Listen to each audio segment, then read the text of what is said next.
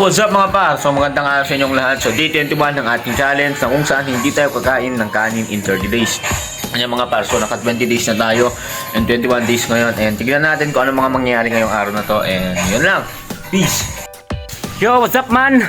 So yeah mga par, so pumunta tayo ngayon magpa-tarpaulin and then bibili tayo ng wrapper gift kasi Christmas party ng barangay officials ngayon and kasali ako doon and may bunutan exchange gift, kaya pupunta tayo doon mga par, tapos magpapatarpaulin na tayo and yeah, that's it. Let's go mga par. Hindi pa tayo nakapag-exercise and maya maya meron na yung mga pamangkin ko, umuwi sila Ate Sharo and yun.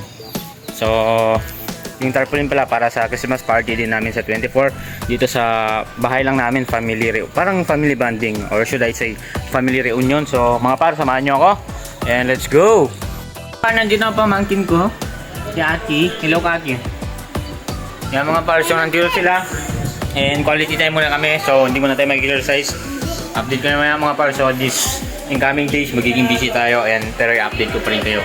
So mga par, let's go. What's up mga par, so nandito na tayo ngayon sa barangay and Christmas party ng mga barangay officials and kasama natin ngayon si Ma'am Margie, siyempre ang ating pinakamagandang baker teacher si Ma'am Day at si SK Kagawad Bridget. Yan mga par, so papakita ko sa inyo kung ano mga mangyari and yun, maraming salamat, peace.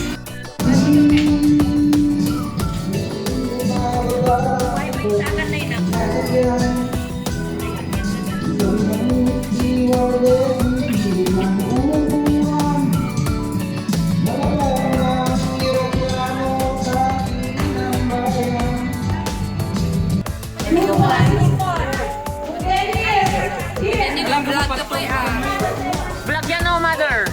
Nasa bayak sa... Yan mga bar. So shout lang kami dito. Yes! Chairman! Ano masasabi mo? Mabatang pa. Yan! Ma'am Day!